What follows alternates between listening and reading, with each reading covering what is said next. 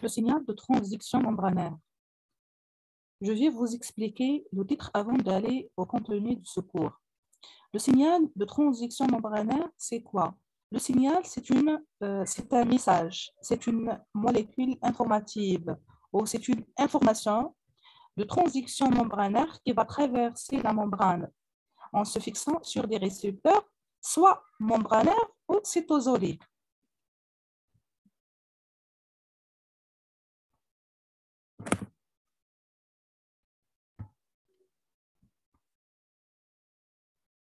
La signalisation cellulaire comporte 3 étapes. Premièrement, la perception. Qu'est-ce que ça veut dire signalisation cellulaire? C'est la perception, la transduction et l'accomplissement des fonctions ou la réponse finale. La perception, c'est la réception de l'information. La réception de l'information provenant du milieu extracellulaire ou de l'extérieur de la cellule, comme l'exemple de fixation d'une hormone sur des récepteurs spécifiques au niveau de la membrane cellulaire. La transduction du signal, c'est le passage de l'information à travers la membrane vers l'intérieur de la cellule. Et puis, une modification, une réponse finale. La réponse finale qui est soit la division, soit l'adaptation à l'environnement, n'importe quelle adaptation, soit la différenciation, le développement ou bien la mort cellulaire. Parce que la mort cellulaire aussi, elle est programmée. Nous avons deux types. Nous avons la mort cellulaire programmée et accidentelle. Programmée et accidentelle. Le signal agit ou se fixe sur la cellule cible et cette dernière répond au signal reçu et ceci en accomplissant ces grandes fonctions. Les fonctions responsables de sa survie. La transduction du signal, c'est quoi? C'est la réponse à l'information reçue. C'est la réponse à l'information reçue. C'est une cascade de signalisation qui commence par la fixation d'un signal extracellulaire sur la cellule cible, puis une voie de transition, c'est-à-dire le passage de l'information du milieu extracellulaire vers le milieu intracellulaire afin de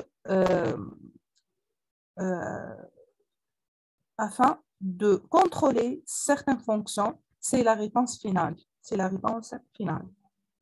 Le principe général de la transduction du signal repose sur la sécrétion des signaux chimiques qui agissent à plus ou moins une grande distance sur des cellules cibles qui les réceptionnent et les traitent. Nous avons des signaux chimiques qui seront libérés, qui vont agir à distance sur des cellules cibles. Et selon le type de signal, les conséquences sont différentes. Nous avons par exemple la survie, la prolifération, la division. Nous avons des conséquences ou des réponses qui résultent de la fixation du signal sur son récepteur spécifique. L'absence de signaux conduit à la mort. Yani, s'il n'y a pas de signaux, les mécanismes de transduction assurent non seulement la transmission du signal à l'intérieur de la cellule, mais également l'amplification et la modulation du signal. L'amplification, parce que nous avons plusieurs processus qui seront mis en place à l'intérieur de la cellule afin de régler la réponse au signal, afin de trouver une réponse finale. Avant d'arriver à la réponse finale, il y a une amplification, il y a une cascade de modifications à l'intérieur de la cellule. Les signaux peuvent être des hormones, des neurotransmetteurs, des toxines, même des molécules toxiques, ce sont des signaux. Médicaments. Les organismes unicellulaires et multicellulaires ont une relation avec la transduction du signal. Quand on parle des molécules unicellulaires, on parle de communication entre les organismes. Et les individus multicellulaires ou pluricellulaires, on parle de communication. Je prends l'exemple de l'embryon et la maman. La signalisation cellulaire a été essentiellement abordée dans le cadre des maladies humaines et la signalisation entre les cellules d'un même organisme. Comment? Les chercheurs cherchent à trouver des solutions à des maladies humaines en cherchant les signaux, en cherchant les molécules informatives et en suivant leur activité et leur fixation sur des récepteurs spécifiques, puis la cascade qui en résulte. Elle peut toutefois intervenir entre les cellules de deux organismes distincts. Par exemple, la maman et l'embryon, qui communiquent avec des cellules de l'utérus. Au niveau de l'appareil digestif humain, il y a des bactéries qui communiquent entre elles. Et avec les cellules épithéliales, vous connaissez ce que ça veut dire une cellule épithéliale, et les cellules du système immunitaire. Parce que n'importe quel déséquilibre bactérien au niveau des bactéries, au niveau intestinal ou au niveau de l'appareil digestif, il y aura une modification au niveau de l'appareil du système immunitaire. C'est-à-dire le système immunitaire intervient pour régler l'activité de l'organisme ou même des bactéries. Lors de l'accouplement de la levure, cette cellule envoie autour d'elle un signal peptidique. C'est ce qu'on appelle des phéromones. Les hormones sont libérées à l'intérieur et les phéromones à l'extérieur de l'individu. C'est pour assurer l'accouplement et pour préparer c'est justement pour assurer l'accouplement, et ces facteurs peptidiques se fixent à des récepteurs spécifiques à la surface d'autres cellules de levure et les préparent à l'accouplement. C'est important pour l'accouplement. Je passe à la classification des modes de communication entre cellules et types de signal. Nous avons, selon le type de signal, une classification selon le type de signal et selon le mode de communication. Il y a une communication entre deux cellules voisines, une communication entre deux cellules qui sont localisées à distance, ou une cellule qui émet un signal, qui libère un signal, ce dernier va la stimuler. Il y a la cellule émettrice, il y a la cellule réceptrice du signal, il y a la cellule cible.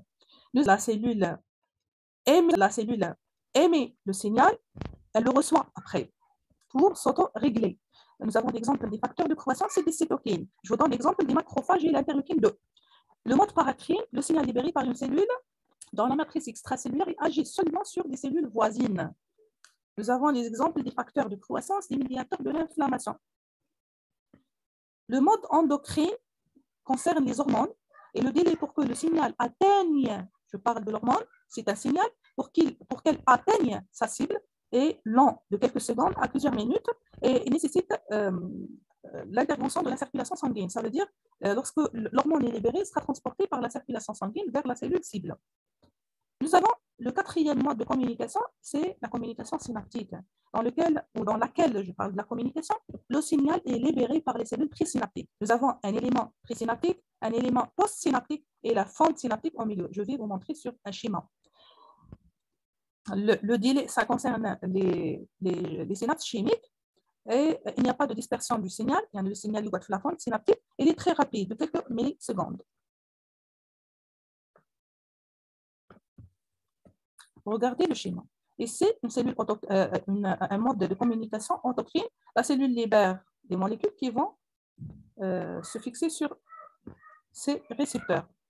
Paracrine, une cellule libère le produit dans la matrice extracellulaire et le produit ou la molécule informative ou le message va se fixer sur des cellules cibles voisines.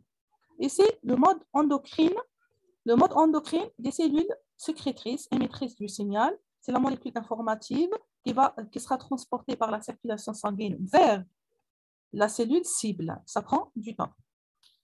Et la cellule ou les synapses, cellule présynaptique, la fente synaptique et la cellule postsynaptique. C'est le signal, pas de dispersion du signal. Ici, je vous montre un schéma général. Un schéma général, quand on parle de molécules informatives, on a besoin de passer par les récepteurs. Là, c'est la classification des récepteurs. On a des récepteurs membranaires qui sont localisés au niveau de la membrane, ou on a des récepteurs qui sont localisés au niveau à l'intérieur de la cellule, soit au niveau cytosolique ou au niveau du noyau. Les deux vont agir sur l'ADN, sur la transcription ou l'activité de l'ADN, vont modifier l'activité de l'ADN. Je parle de ça. Et si ça peut aboutir ou ça peut modifier l'activité de l'ADN, puis ce n'est pas comme ces récepteurs qui vont agir directement.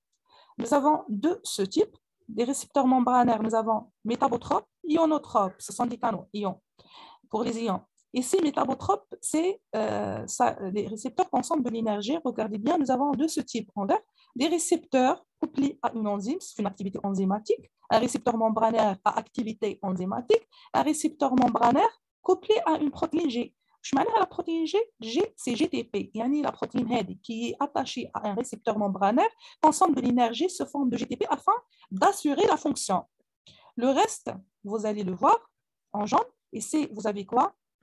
Au niveau des récepteurs nucléaires, nous avons de ce type. Nous avons des récepteurs cytosoliques, des récepteurs au niveau du noyau, qui sont localisés au niveau du noyau. Les récepteurs cytosoliques au niveau du cytoplasme de type 1 et les autres de type 2 sont spécifiques aux hormones thyroïdiennes T3 et T4, triiodothyronine et tétraiodothyronine.